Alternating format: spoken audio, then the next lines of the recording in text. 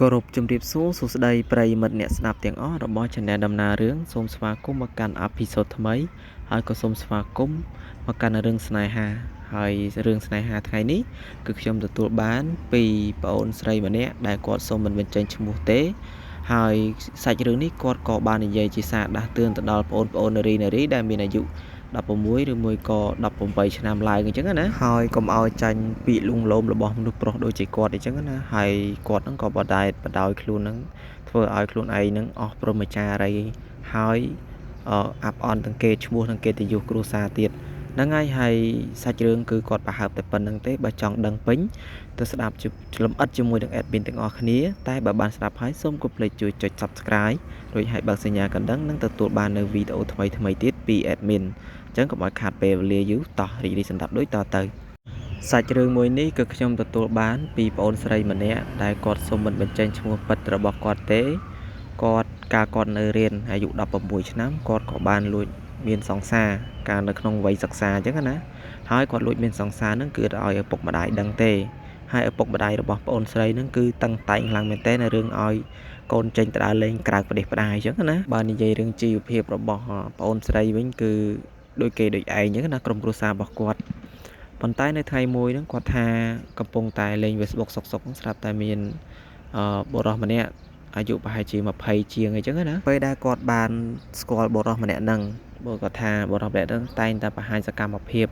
ដូចជាមានលុយកាន់ពេញដៃមានសោឡានដាក់ចង្កេះដាក់អីចឹងណាក៏ឆាតនិយាយលេងបានដូចជាមួយអាទិត្យជាងចឹងណាហើយបុរសម្នាក់ហ្នឹងគាត់បាននិយាយថាអូនឯងស្រឡាញ់បងទៅបងហ្នឹងជាអ្នកចិញ្ចឹមអូនឯងចង់បានអីក៏បងឲ្យដែរព្រោះអីលុយបងកាន់ពេញដៃចឹងហើយប្អូនស្រីគាត់ក៏មិននេះដែររបៀបថាគាត់មានចិត្តមួយថាលោភលន់ចង់បានដែរគាត់ក៏ចង់បាននេះបាននោះហើយបុរសម្នាក់ហ្នឹងក៏ឲ្យដូចក្តីបំណងដែលគាត់ចង់បានអញ្ចឹងណាចង់បានទូរស័ព្ទថ្មីអីថ្មីអញ្ចឹងទៅគឺគាត់ឲ្យបានទាំងអស់ក្រោយមកហ្នឹងស្រាប់តែបុរសម្នាក់ហ្នឹងគាត់ក៏បានប្រពន្ធប្អូនស្រីហ្នឹងបានទៅទីក្រុងភ្នំពេញថាទៅមើលកុនទៅដើរលេងផ្សារទៅនៅម្ដងអីហើយប្អូនស្រីហ្នឹងគាត់ក៏ឮថាទៅដើរលេងផ្សារទៅមើលកុនមើលអីចឹងគាត់ហ្នឹងក៏សប្បាយអខ្លាំងមែនតែនប៉ុន្តែគាត់ទៅចិត្តមួយត្រង់ថាឪពុកម្ដាយរបស់គាត់មិនឲ្យដើរលេងទៅណាប្រទេសផ្ដាស់អីចឹងណាលុះត្រាតែមានស្រីទៅជាមួយអីចឹងបានគាត់ឲ្យទៅអញ្ចឹងគឺគាត់មិនដឹងធ្វើម៉េចហើយគាត់ហ្នឹងក៏បានប្រាប់ទៅសង្សាររបស់គាត់វិញថាខ្លាចម៉ែមិនឲ្យទៅហើយយើងទៅតែពីរនាក់ប្រុសស្រីអញ្ចឹងគឺវាអត់សមអីចឹងណាតតែមានមិត្តភក្តិស្រីទៅជាមួយដែរបានអូនទៅព្រោះម៉ែអូនអត់ឲ្យទៅទេខាងប្រុសហ្នឹងក៏បាននិយាយឆ្លើយតបមកកាន់ប្អូនស្រីវិញថាមិនអីទេចាំបងឲ្យមិត្តភក្តិបងស្រីម្នាក់ទៀតដែលបងស្គាល់ចិត្តស្និទ្ធហ្នឹងឲ្យទេទៅជួយនិយាយជាមួយម្ដាយអូនអញ្ចឹងណាប៉ុន្តែអូនឯងទុកចិត្តលើបងចោះគ្រាន់តែទៅមើលកុនទេបងអត់មានធ្វើអីប្រទេសផ្ដាស់ចំពោះអូនឯងអញ្ចឹងណាហើយប្អូនស្រីនឹងគាត់ក៏បានខំជឿទុកចិត្តអីចឹងទៅពេលដែលសូមម្ដាយបានមកលេងទីក្រុងភ្នំពេញហើយសង្សាររបស់គាត់ហ្នឹងក៏បាននាំទៅមើលកុនរហូតទៅដល់ប្រហែលជាម៉ោង7ហ្នឹង7យប់ហើយគាត់ហ្នឹង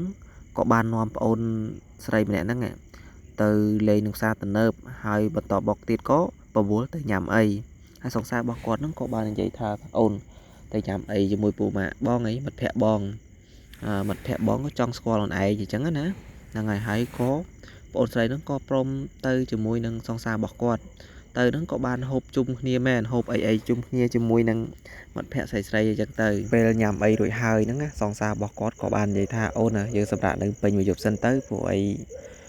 យើងទៅទាំងយប់ពេកក៏កើតដែរហើយណាមួយយប់ជ្រៅផងហើយពេលហ្នឹងប្អូនស្រីគឺគាត់អត់ដឹងគិតអីទេពេលហ្នឹងគាត់ក៏ឆ្លើយថាអត់អីទេចាំមើលទេសុំម៉ាក់អញ្ចឹងណាដល់ពេលអញ្ចឹងទៅគាត់ក៏បានទេទៅសុំទៅហើយក៏សង្សាររបស់គាត់ហ្នឹងក៏ពឹងឲ្យមិត្តភក្តិជួយនិយាយតួធ្វើជា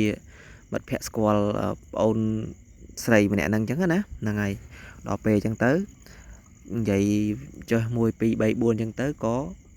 ម៉ែរបស់ប្អូនស្រីហ្នឹងក៏ព្រមឲ្យគេងនៅនឹងមួយយប់ទៅក្រោយមកទៀតប្អូនស្រីហ្នឹងក៏បានត្រូវសង្សាររបស់គាត់នាំទៅផ្ទះសំណាក់ទៅដល់ផ្ទះសំណាក់ហើយសង្សាររបស់គាត់ហ្នឹងក៏បានជួលបន្ទប់មួយគេង2នាក់ហើយគាត់ហ្នឹងក៏សួរថាបងហេតុអីក៏ជួលបន្ទប់មួយគេង2នាក់អញ្ចឹង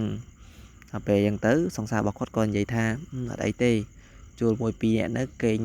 បន្ទប់1 2នាក់ទៅអត់សូវចុះលុយផងអញ្ចឹងណាដល់ពេលហើយស្រាប់តែសង្សាររបស់គាត់ហ្នឹងក៏នាំចូលទៅក្នុងបន្ទប់ផ្ទះសំណាក់ ដល់ពេលចឹងទៅសង្សារគាត់ក៏បាននិយាយថាអូនឯងកុំភ័យបងអត់មានធ្វើអីចំពោះអូនឯងទេអូនស្រីក៏បានបញ្ជាក់ថាពេលដែលគាត់នៅជាមួយសង្សារហ្នឹងគឺឪពុកម្ដាយរបស់គាត់គឺអត់ដឹងទេដឹងថាប្អូនស្រីហ្នឹងគឺកំពុងតែនៅផ្ទះមិត្តភ័ក្តិអីចឹងណាហើយដល់ពេលចឹងទៅគាត់ក៏បានគេងនៅផ្ទះសំណាក់តែពេលដែលគាត់រៀបទាំងគេងលក់ហើយតែសង្សាររបស់គាត់ហ្នឹងក៏បានទាញខ្នែអោបដែលដាក់ខណ្ឌលើក្រែអញ្ចឹងខណ្ឌក៏មកដេកប៉ះគ្នាអញ្ចឹងណាដល់ពេលមានណាគាត់លួចដកខែអោបអញ្ចឹងស្រាប់តែគាត់មកចិត្តខ្លួនប្អូនស្រីគាត់ដឹងថាមកតិចអញ្ចឹងទៅសង្សាររបស់គាត់ហ្នឹងក៏បានយកដៃហ្នឹងបងអែលអាពេលហ្នឹងគឺគាត់ថាព្រឺខ្លួនខ្លាំងមែនតើ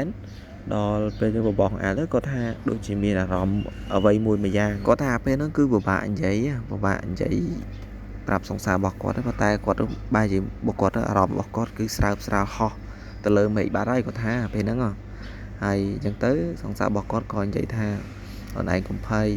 អូនឯងព្រមជាមួយបងទៅបងអត់មានឲ្យអូនឯងប្រាក់ពិបាកចិត្ត1 2 3 4ចេះចឹងណាពេលហ្នឹងបងស្រីគាត់ថាពេលដែលសង្សាររបស់គាត់និយាយអញ្ចឹងគឺគាត់អត់តន់ឆ្លើយថានេះជាមួយគាត់ភ្លាមទេគឺគាត់បាននិយាយថាខ្ញុំខ្លាចម៉ែដឹងអញ្ចឹងណាពួកអីខ្ញុំមកនឹងមកលេងម៉ែថាមកដើរលេងជាមួយមិត្តភ័ក្តិអីចឹងទៅអូនខ្លាច1 2 3 4អញ្ចឹងណាខ្លាចហើយដល់ពេលអញ្ចឹងទៅហើយសង្សាររបស់គាត់ចេះលួងលោមខ្លួនឯងអត់ថានិយាយ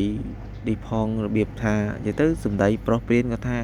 និយាយធ្វើម៉េចក៏ដោយឲ្យតែបានខ្លួនរបស់ប្អូនស្រីអញ្ចឹងណាប្អូនស្រីបានបញ្ជាក់អញ្ចឹងប៉ុន្តែពេលហ្នឹងគាត់ឆ្លើយបដិសេធដែរប៉ុន្តែបដិសេធឈ្នះហើយសង្សាររបស់គាត់ហ្នឹងក៏និយាយលួងលោមទៅនិយាយធ្វើឲ្យគាត់លងមកដល់អញ្ចឹងណាលងជឿជាក់ថាបរិះម្នាក់ហ្នឹងអាចទុកចិត្តបានអីចឹងទៅដល់ពេលអញ្ចឹងគាត់ក៏បណ្ដោយខ្លួនគឺថាពេលហ្នឹងគឺគាត់ទៅដែលស្គាល់គ្រាស្នេហ៍ដំបងអីចឹងហ្នឹងហើយហើយពេលហ្នឹងសង្សាររបស់គាត់ក៏បាននិយាយថាគឺគាត់អត់ពាក់អាវភ្លៀងទេហើយគាត់ហ្នឹងក៏បណ្ដោយរហូតគាត់ថាពេលហ្នឹងគឺគាត់ថាមានអារម្មណ៍ថាឈឺចាប់ផងនឹកខ្លាចម៉ែដឹងផងអីចឹងណាដល់ពេលមានអីហើយគាត់ហ្នឹងក៏បានកេងនៅធម្មតាអញ្ចឹងទៅកេងរៀងខ្លួនដល់ពេលភ្លឺឡើងសង្សាររបស់គាត់ក៏បានជូនត្រឡប់ទៅផ្ទះវិញមែន2 3ថ្ងៃក្រោយមកហ្នឹងសង្សាររបស់គាត់ចាប់ដើមប្លែកត្រង់ថាម៉េចតាំងពីបានកេងនៅជាមួយគាត់មកគឺឆាតទៅគឺអត់ចូលតបដូចមុនទេហើយក៏ឆាតហើយក៏មិនងាយឆ្លើយតបហើយឆ្លើយដោះសារថារវល់រហូតអីចឹងណារវល់រហូតអីចឹងទៅនៅប្រហែលជាបានចិត្តកន្លះខែបងស្រីមានអារម្មណ៍ថាក្នុងខ្លួនគាត់ដូចជាមិនសូវស្រួលធីងធំរកអួតបន្តិចចឹងណាដល់ពេលជាគាត់មានអារម្មណ៍មិនសូវស្រួលចឹងគាត់ក៏បានលួចទៅពេទ្យហើយគាត់ឲ្យក្រុមគ្រួសាររបស់គាត់ដឹងដែរដល់ពេលគាត់ទៅដល់ពេទ្យក៏បាននិយាយប្រាប់គាត់ថាគាត់មានកូនអីចឹងណាគឺពេលហ្នឹងគាត់ភ័យខ្លាំងមែនតើហើយគាត់នឹងក៏បានចេញពីពេទ្យហើយគាត់ក៏ទៅប្រាប់សង្សាររបស់គាត់ខលតាមឆាតដល់ពេលអញ្ចឹងទៅសង្សាររបស់គាត់ក៏ដឹងគាត់ក៏និយាយថាមិនបោះពាក្យសម្ដីយ៉ាងឈឺចាប់មកកាន់គាត់គឺថាអូនឯងទៅប្រឡូកប្រឡាក់ជាមួយបណ្ណាអូនឯងចេះចោទថាមានកូនជាមួយនឹងបងអូនឯងចិត្តងាយសឹងអីហ្នឹងគាត់ថាបងនិយាយលងលោមអូនឯងឲ្យខ្លួនបងអត់ដឹងទេព្រោះអូនឯងដឹងថាជាមួយអ្នកណាផងសង្សារគាត់និយាយអញ្ចឹងហើយគាត់ទុនដៃទុនជើងធ្វើអីអត់ចេញរនឹកធ្វើអីអត់ចេញហើយគាត់នឹងនឹកឃើញរឿងហួសចិត្តគឺហួសចិត្តហ្នឹងខូចចិត្តហ្នឹងគឺស្ដាយក្រោយបដ ாய் មិនគួរណាបដោយខ្លួនរហូតដល់ខ្លួននឹងមានផ្ទៃពោះហើយតែទៅសង្សារអត់ទទួលខុសត្រូវទៀតអញ្ចឹងណារឿងទាំងអស់ហ្នឹងចង់និយាយថាលាក់បាំងក៏មិនចិត្តដែរគេថាដំរីងាប់យកចអេបាំងអត់ចិត្តទេគឺរឿងដែលឪពុកម្ដាយគាត់បានដឹងទាំងអស់ថាគាត់នឹងមានផ្ទៃពោះមានអីដោយសារតែគាត់ឃើញកូននឹងពោះចេះតែកាន់តែធំអញ្ចឹងណាហើយអាពេលហ្នឹងគឺគាត់អត់ដឹងថាត្រូវយកវាចេញមិនអីមិនចឹងទៅហើយទៅរហូតក៏បដ ாய் ទុកឲ្យវាកាន់ពោះកាន់តែធំកូនកាន់តែធំអីចឹងណាហើយម៉ែឪហ្នឹងក៏បានស្ដីបន្ទោសបណ្ដៅតែគាត់មិនវាយធ្វើបាបទេបានត្រឹមតែខ្មាស់គេអញ្ចឹងណាយកមុខទៅទុកឯណាទេដោយសារតែកូនហ្នឹងមិនស្ដាប់ពាក្យដំបូលមានម៉ែឪហើយបដ ாய் ខ្លួនរហូតទៅដល់មានផ្ទៃពោះមានអីចឹងទៅរឿងដែលគាត់ទំងន់មានផ្ទៃពោះអត់ប្តីអញ្ចឹងគឺល្បីពេញមួយភូមិគេនិយាយពីមាត់មួយទៅមាត់មួយល្បីមកប្រាវទៅហើយអ្នកខ្លះក៏និយាយវលើ